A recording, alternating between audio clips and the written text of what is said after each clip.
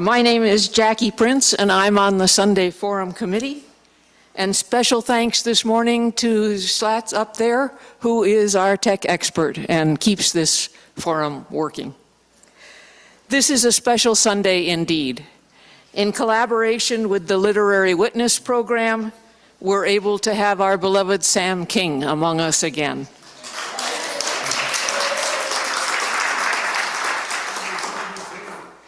Sam, or Susan Deborah King, is the author of 5 poetry collections, including Coven, One-Breasted Woman, Bog Orchids, and Dropping into the Flower. She has also edited the anthology Out of the Depths, Poetry of Poverty, Courage and Resilience, a project of the Poverty Initiative of the Union Theological Seminary in New York. Check out our library if you want to find any of these books. We have a good collection. Her poems have also appeared in numerous publications. She's taught creative writing and has led retreats on spirituality and creativity, and many of us here probably have experienced some of those retreats with great joy. This morning, she'll share with us some of her thoughts about writing as a spiritual practice. And with that, Sam, I'll turn the mic over to you, and thank you. Welcome.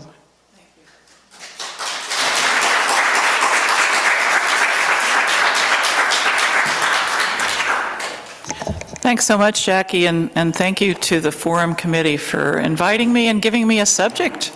I love this subject. I couldn't have chosen a better one myself, so thanks for that. And thank you to the Fine Arts Board and to the Literary Witnesses Program for welcoming me and my partner, Hal Watson, later today. Really appreciate it. It's so good to see all of you. It's, as somebody said, welcome home, and that was nice. That feels like a home to me, very much. I'm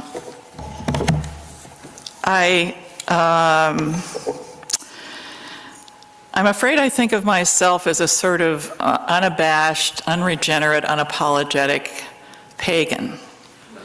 And so, thank you, Jim. So I feel a little strange in the, with, and I have not, Christianity was very important to me, and it still is in some ways, but I don't consider myself part of that particular practice, except in snatches here and there.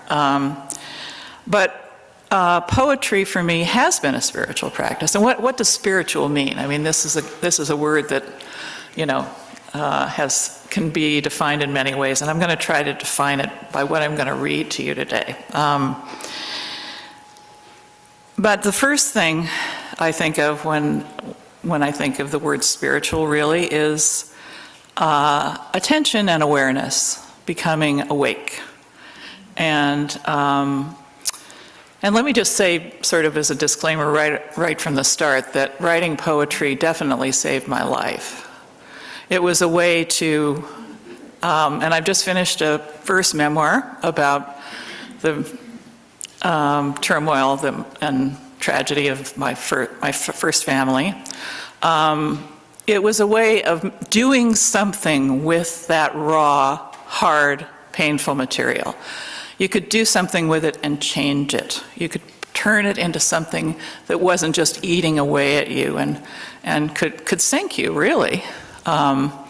So I'm grateful to poetry, and I'm grateful, of course, to other poets who buoyed me, starting in high school, really, and all the way through. Some of them are in the room today. What I'm going to do is I'm not going to do a lot of talking about it. I'm just going to read you several poems that exemplify what I'm trying to talk about. The first poem started with a quote from Thich Nhat Hanh, which is, "A great bird sat for millions of years without stirring until she laid 2 enormous eggs." Millions of years. It can take that long sometimes to give birth to new worlds. And couldn't we use one now? We won't even allow ourselves instants without activity. Some days I just want to sit all day looking out the window, watching birds bow to seeds, light turning shadows of the tree on snow, slow as hands of a clock. Inside, I might feel an ovoid forming, bones and wings taking shape, but I'd have nothing to show those who keep track of how I'm stacking up, tossing my name into bins marked crazy and lazy. Are we afraid all this scurry might be so much preening to fluff ourselves up? Angst about this can peck and peck at me. Instead of jumping up to make it stop, what if I just kept still until it broke out of me like the bird in the tale, a fiery golden crow whose brilliance dazzled heaven and earth. And the last is to me, is the kind of inflation that we writers get when we think we finally got it, you know? Oh, it's a wild golden crow coming out of me. Yeah. It does feel that way, and then the next day, revision takes place, you know. Hopefully revision takes place. But I wanted to read this because of the role of silence for me in this practice. I had a wonderful uncle who was a playwright, and his claim to fame was Armis Brooks, if any of us are old enough to remember Armis Brooks. And he was my godfather. He was a complete atheist, but he was my godfather, and he was good at that. And like all the people in my family, he was an alcoholic, but he was a beneficent one. And he was very dedicated. We'd get up every morning, and he used to pencil. I can remember that.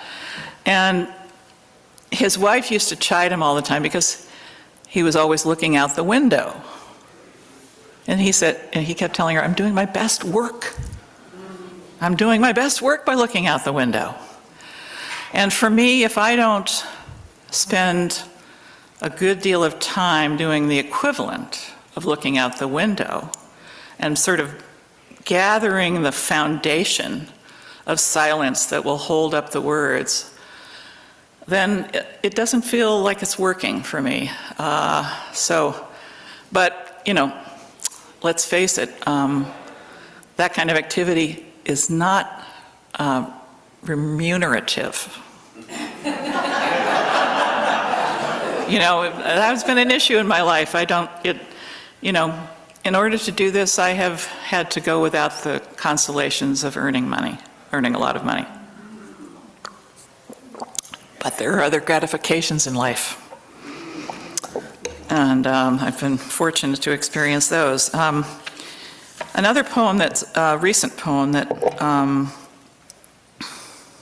is in this vein is when I lived here on Pleasant Avenue, out the back window of our house was we had a rise up, you know, what do you call it? A place on the stairs where you stop, forget the name of it. Yes, a landing. And through the window that was at the top of that landing was a huge elm tree. And it just framed, it was a big window and it framed this gorgeous elm. So in the house that we live in now, we have a sunroom, and over the sunroom arches this beautiful river birch.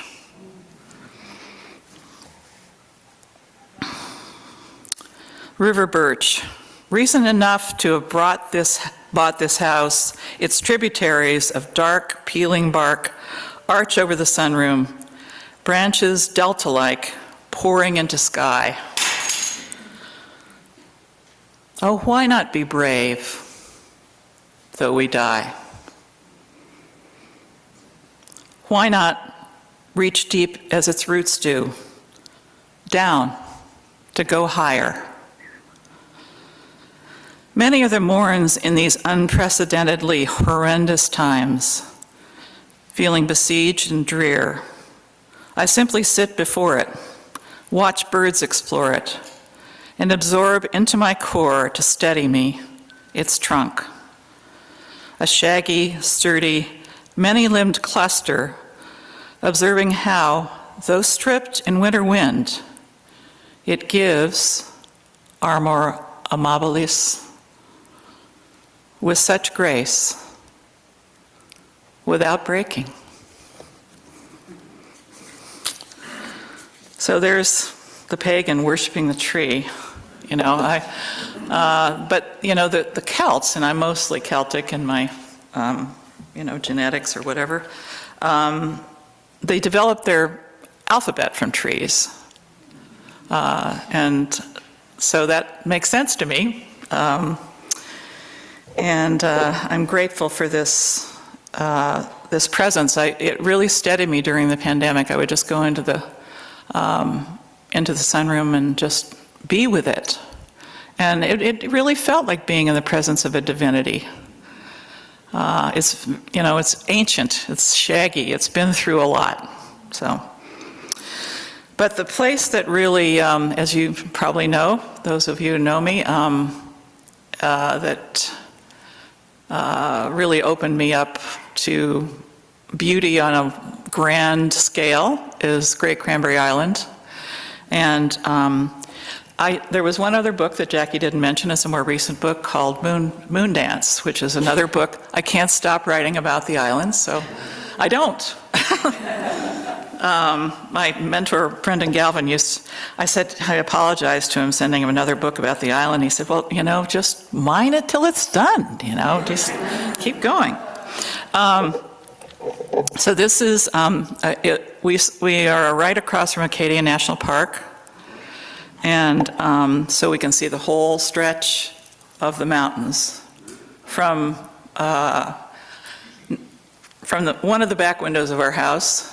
And then as I go down the road to the store that no longer exists because it burned to the ground after Christmas, sadly, this view hits me.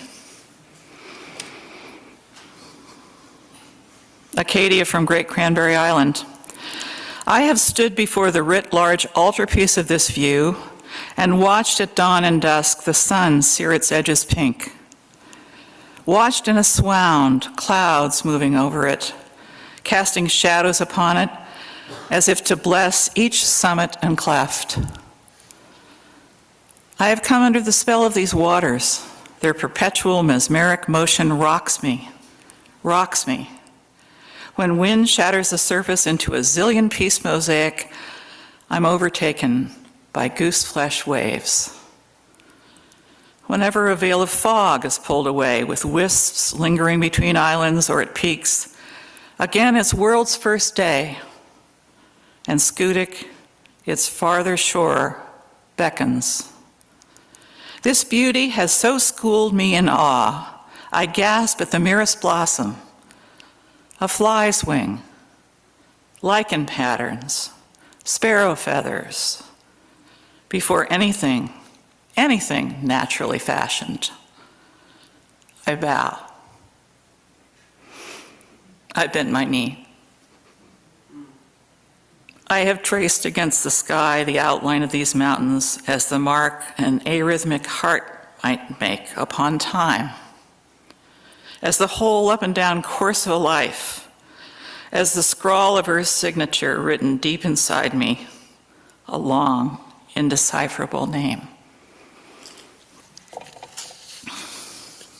So I think one of the chief motivations for me as a writer is to pay tribute, to pay homage, to bear witness. I just feel like it's something you can do. You're struck by something beautiful, you can do something about it. You make an offering. I was, when we were in Japan, when a group from Plymouth went to Japan, one of the things we saw were all the offerings that were brought to the Shinto shrines, and I was just moved by that, that I guess that's the way I feel about what I do. I'm just saying, thank you. I'm alive to see this, to experience it. I know that there are many people in this room who feel the same way. I have a grandson that I love, that it's just dangerous love. You shouldn't love anyone that much.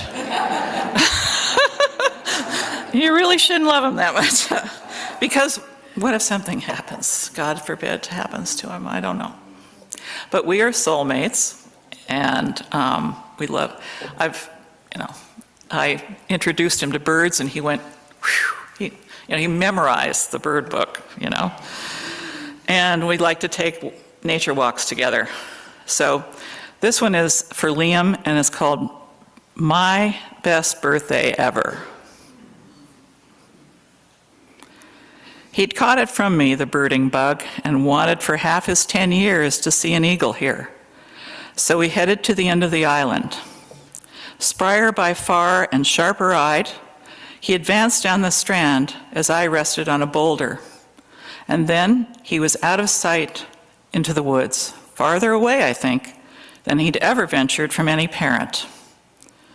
I expected him to return, and waited, and waited. There's a drop-off in those woods of about 30 feet, so I hobbled over rack and gravel in his direction, worried. At last I spotted him coming toward me from down the point where, following some chittering, discreet phrases descending in tone, he'd located the eagle's eyrie. Grandma, look! And we raised our glasses to behold the eagle, soaring and circling our island's inner pool, an immature with white mottled underwings, his primaries spread as if to extend his reach over the whole beautiful surround. Distant mountains, scrolling waves, rocks, cirrus, and trees. Long moments of tandem reveling. I gloried in his striking out to capture his prize and his joy in sharing it with me, and prayed all this would nest in his heart and hold beyond my time on earth.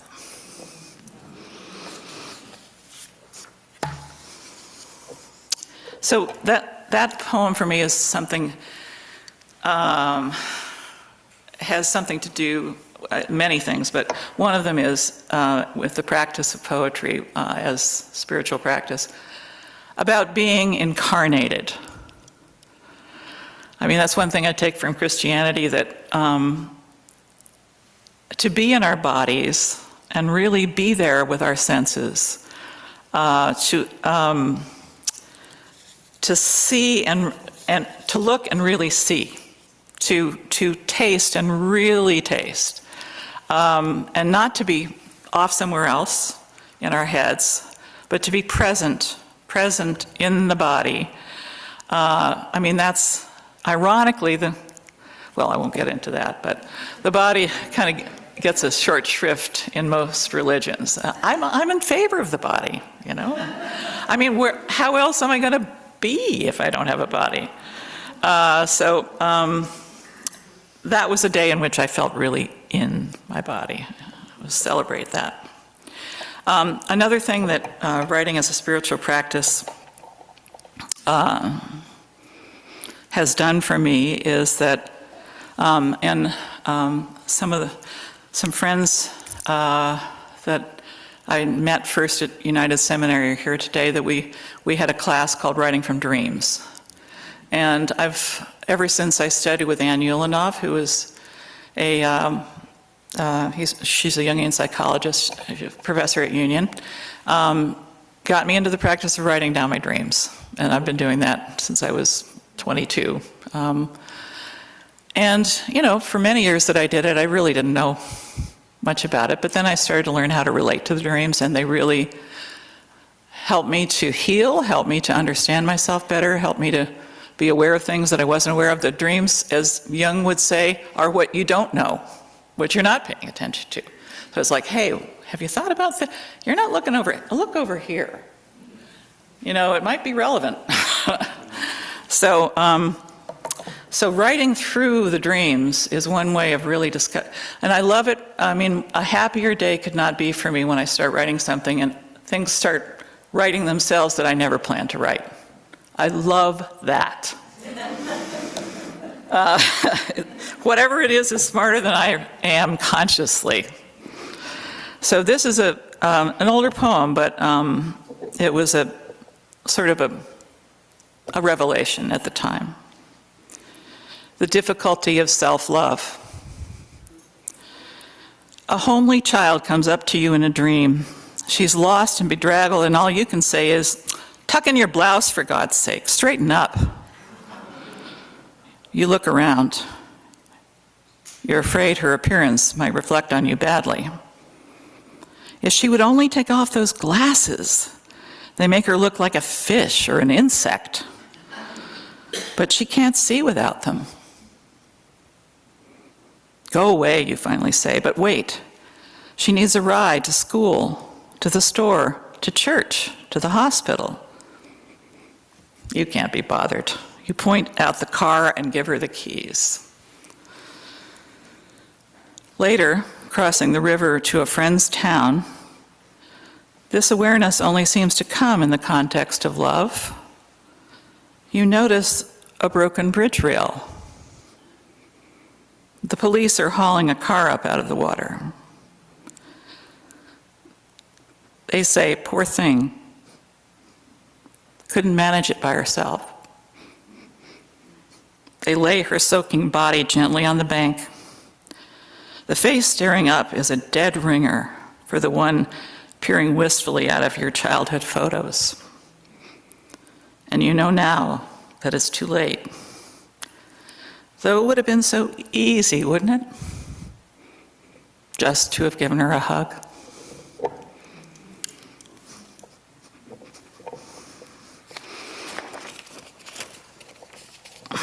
So another way that writing has helped me a lot is to come to terms with my family. I had to freeze myself for years not to, you know, and that was the right thing, not to be, you know, invaded by the toxicity. And in this poem, this is about my mother, who was depressed, of course. She was an alcoholic, and I'm sure I'll never plumb the depths of her sadness. I'm not that strong, I don't think. But this, and I love this too, the other thing that this is about with writing is that for years, I kept thinking about her red geraniums, but I didn't know what to do with them. They keep coming up. I don't particularly like red geraniums myself. I mean, they're okay, but I'm a flower person, and they're not the ones I choose right away. I thought, red geraniums. Why can't I do anything with that? So it was only about 30 years. Yeah. So isn't it great when you've thought about something for 30 years and something finally crops up from them, you know? So red geraniums.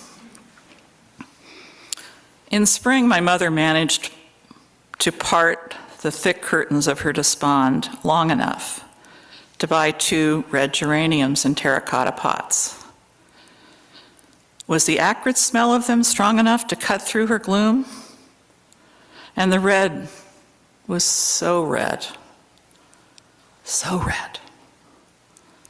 Was it effigy for the life she might have led? The inner vibrance that once was hers? For the strength she wished she had to break away from my dad, his beatings, his women, his gin, as well as her own bourbon and vermouth. Maybe she hoped the force of their odor and color could act as catalyst, or perhaps they were the only indulgence she could allow herself. She set them out on the tiny porch of our cramped bankruptcy pad. Did she even water them once? The velvety, elegant, crenellated, burgundy-banded leaves yellowed, fallen from the stems, shriveled crimson. When I told a friend of this, she said, "Now I understand why you need to garden the way you do."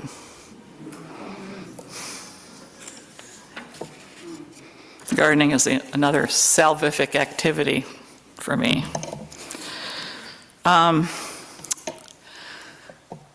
Probably you've had this impulse at some point, and it seems to come at weird times. I had one when I was in my mid-40s, and then recently my daughter gave me a subscription to Ancestry. So I decided that I was going to, since I know so little about my family because they died too soon to tell me very much, I decided I'd try to trace each of my grandparents' lines back to when they came to this country. And this was one of my discoveries. Upon learning that my great-grandfather was a slave owner,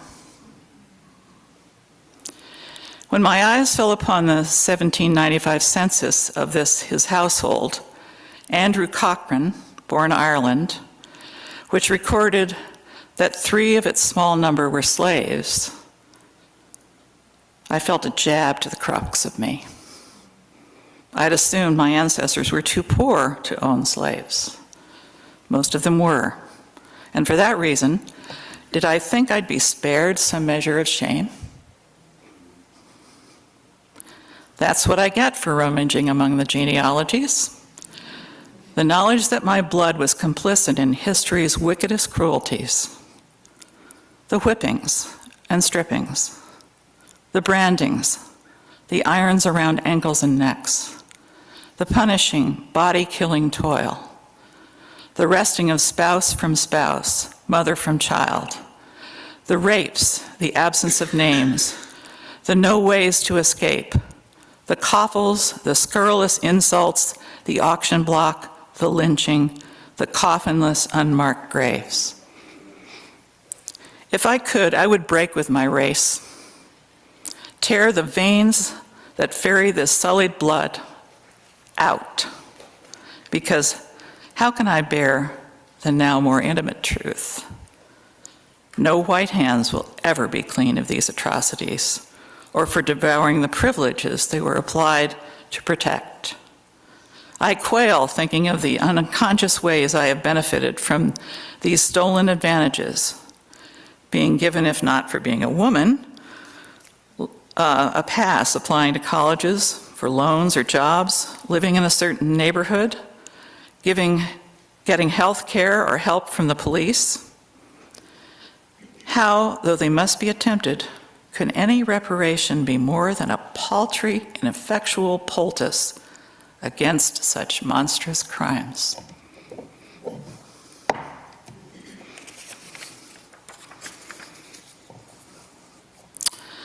So that's something, personal that I was feeling about race. I won't go into it, but it's been something that I've studied almost exclusively for the last 3 or 4 years. And I don't know, it'd be lovely if somebody could tell me what I can do about it, really do about it that matters, that could really matter. And then the other, that's it's not the first thing that I learned about writing that I could do, but it certainly became an important thing, which is giving voice to outrage about injustice. So this next poem is about a personal experience from college when abortion was still illegal, as it is now in many places. Codified cruelty. When she came back to the dorm after lying in the sign-out that she was visiting her parents, who would have disowned her for what she was about to do, we tried to take care of her. What did we know? In Mexico, just across the border in a scary, dirty, smelly back room, an anonymous someone yanked out the product of a relationship from which she wanted to flee. After fucking her, he beat her when he learned she failed to prevent this outcome. And of course, he didn't help her with the fee. Instead, all of us chipped in. What I remember most were the yards of bloody gauze, her fever, the cries of pain from her who was loath to reveal any vulnerability, and our warding off the RA's concern until, thank God, she recovered. This is the kind of fate to which the country I hesitate anymore to call my own is again consigning thousands of other women in situations like hers or worse, turning extreme suffering into this land's law.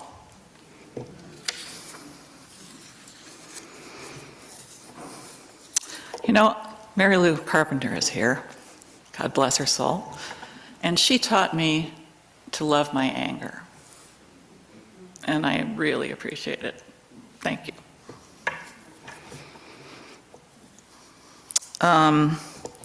So I'm gonna shift gears here. I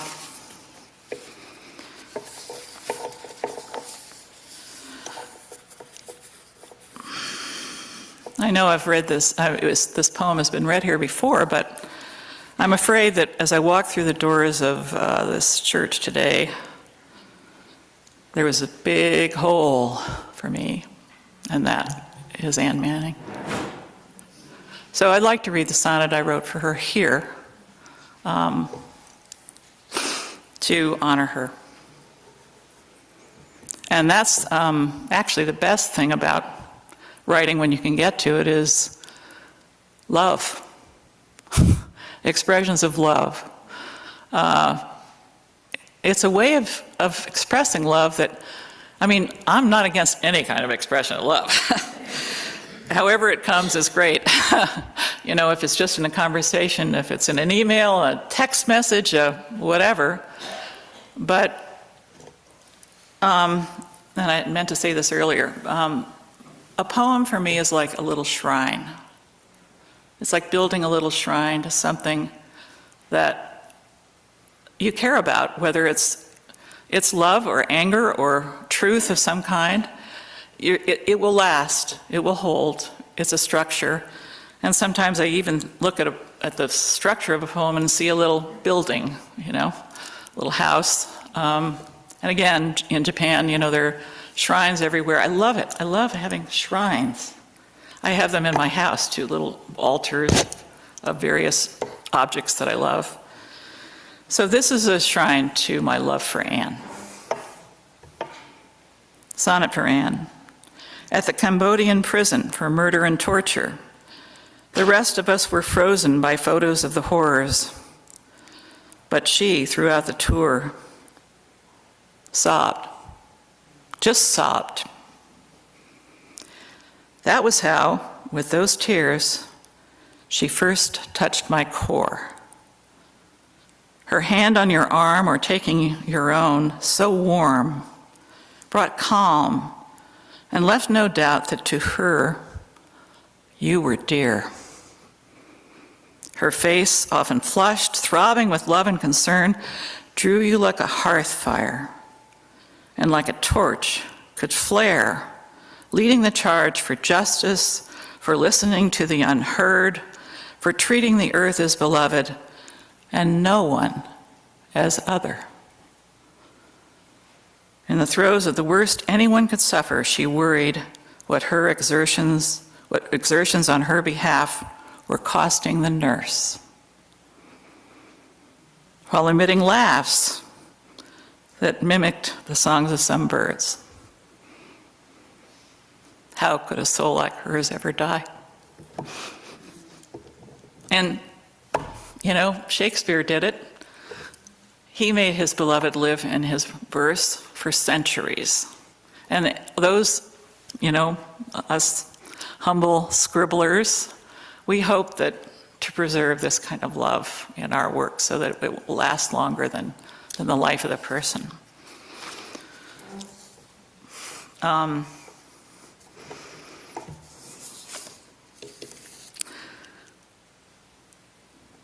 Jim and I are getting old. We celebrated our 50th anniversary this year. It was easy the whole way. Just really smooth, you know?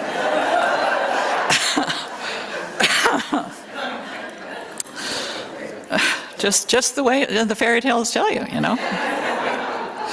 So, that I wrote this a couple of years before this anniversary, and maybe you can relate to it, I don't know. Dinner for two. On a cold, dreary January eve after a movie, we trudged from our car through dirty slush, wary of ice beneath, to the ristorante we found online. Right from the get-go, spongy bread, we can tell this will be inferior fare. Mushy chicken drenched with oily limoni sauce, with only 2 fat capers detected in the gelatinous swim. Overcooked pasta. Looking around at the worn carpet and scraped woodwork, you say, this is the kind of place ripe for a makeover on reality TV. No matter. No longer requiring any certain atmosphere for romance. We know and say to each other how lucky we feel. How far into me you still go. How lifting my eyes to your face, I'm home. After 46 years and thousands of shared repasts, we yet connect with eyes and hands across the table and can laugh at our misguided choice. Because I had a hankering for Italian, I take the blame, which in our early years I was too proud to do when I should have. We're quiet as we finish what we can and pay the bill. Hearts brimming with gratitude and fear. Death, sure as the winter we haven't so far seen the worst of, is waiting for one of us before the other. When we go back into it, I take your arm.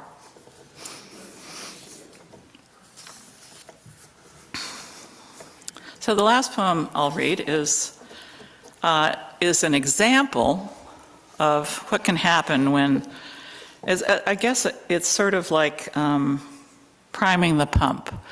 For me, if I am lucky enough to have a spate of time where I can write by myself and just keep writing for days at a time, then certain things happen that wouldn't have happened just if I'd done it every day amongst other chores that I'm doing and so forth. And this is one of those poems that, took over. I had no idea what I was doing. It was so much fun. It was a lot of fun. And it sort of covers the whole territory. Journey. I set out to find, what was it again I sought? Whatever it was, isn't the shiny shopping bag full of nada I got. Or did I just want to take off, get out of my element, plunge into, immerse in something alien? The first day out, I was stripped by thieves. Thank God. They freed my hands to receive, to appreciate kindness. Another hand slipped into mine before the tears even surfaced, a whole unblemished orange. Ah, the succulence. I encountered obstacles, hardships, every form of deterrence. Monsters lurked and lowered, scared my wits out, my pants off. Mud sucked at my wheels, weather wrecked vessels, clouds were my only covers. I enjoyed the hostelry of the stars. Why did I keep going? I'd completely forgotten why I started. Most of the way, I traveled on my belly. My bowels exploded from the grubs. Some of my skin flaked off. A fox licked the sweat from my forehead. I could hear others near me scrunching in the dust. I kept trying to visit the holy city, whiffed its lavender mist in the distance, but every entrance was blocked. An ogre at the gates with the face of my biggest fault drew an arrow, notched it in his bow and aimed. For a while I begged off. When later I made another approach, it was gone. How could a whole city vanish?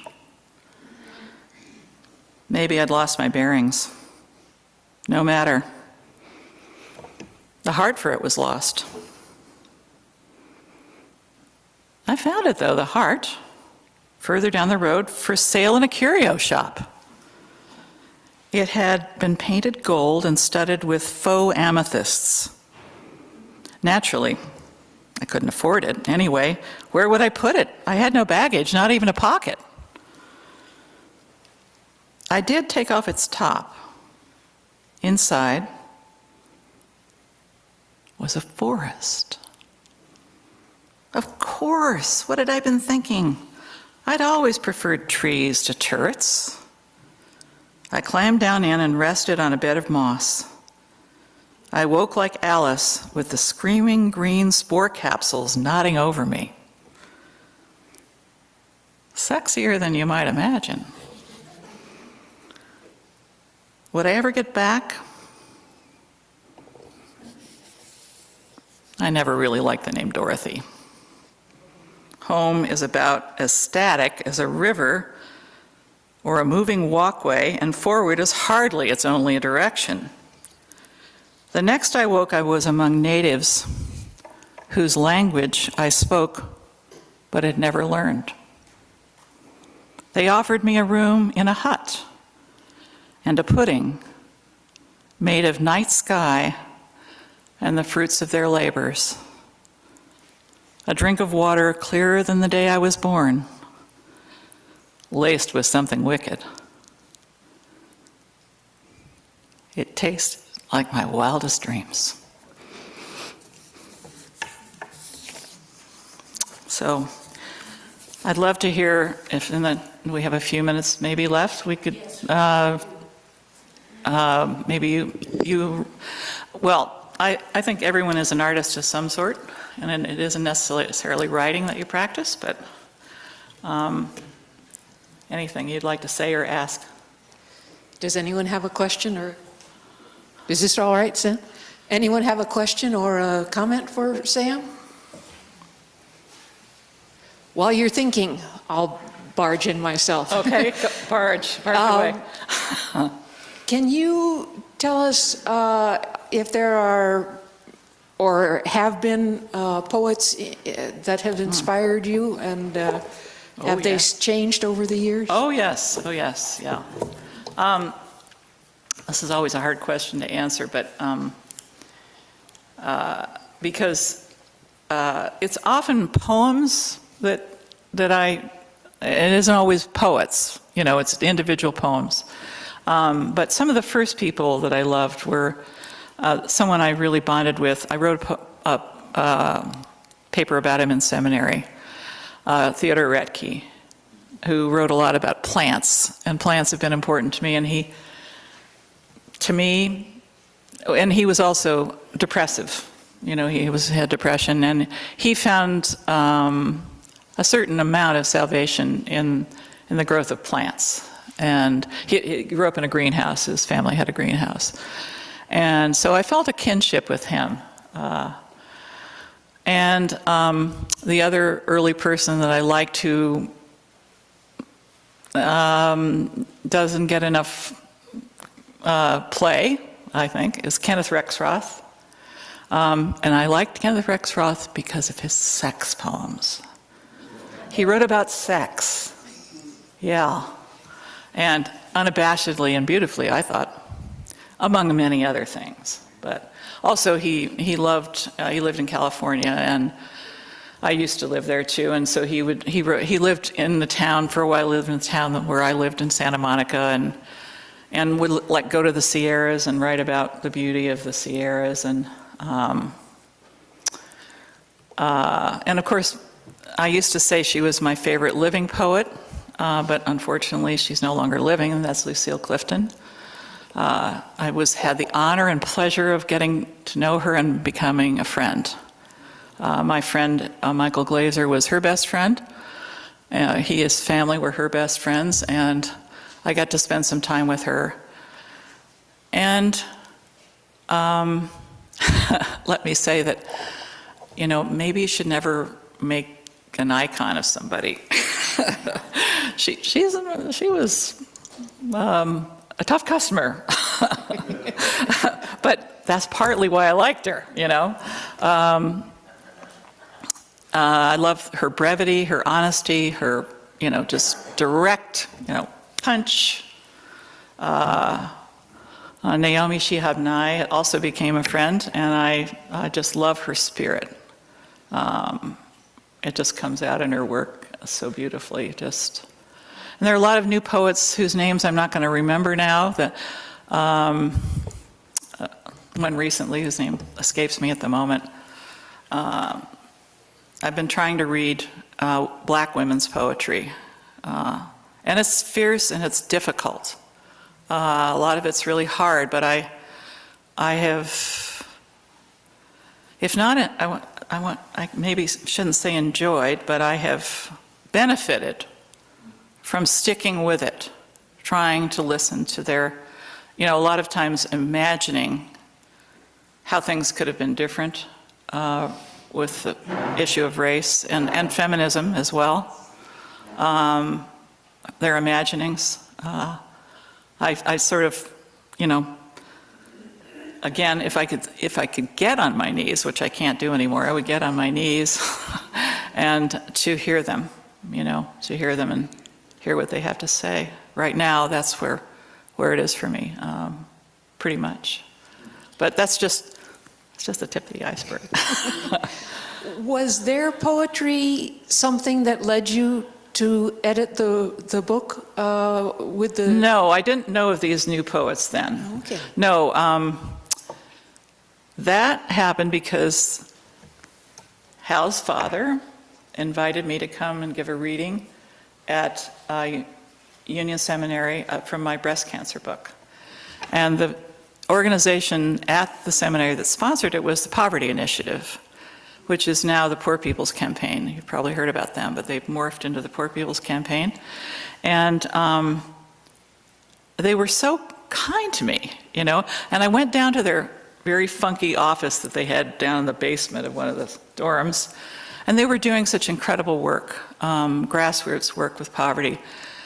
People all over the world, it came to be, who were organizing to better their condition.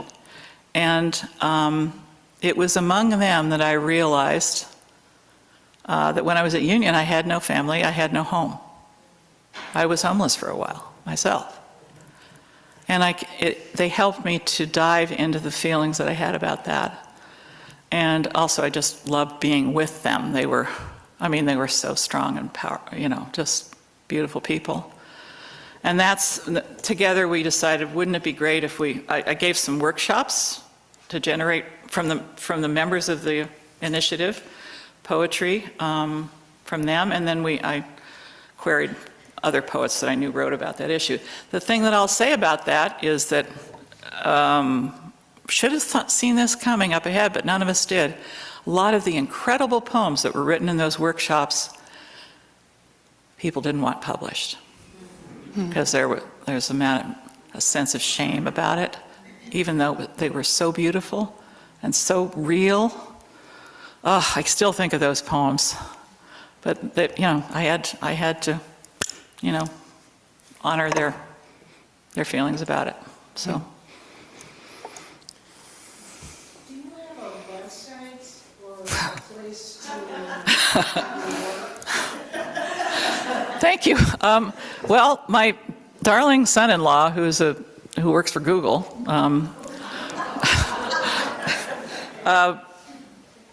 made me a platform years ago, but I haven't filled it out yet. But I hope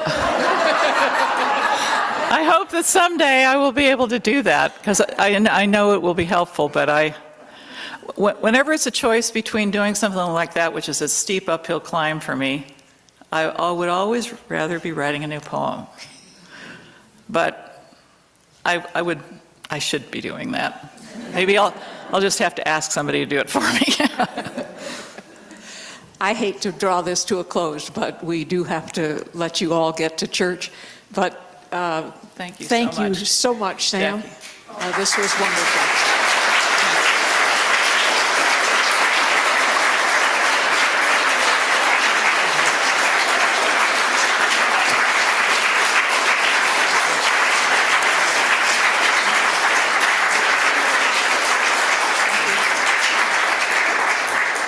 And please come back here at 12:15 when Sam will read poetry from her latest project with Hal Watson. And following that, that'll be here. But then we'll go to the foyer for a reception and to see the exhibit that includes Hal's wonderful photography. The exhibit really is stunning, so I encourage you to just spend the afternoon here. It's wonderful. Thank you all for coming. Thank you.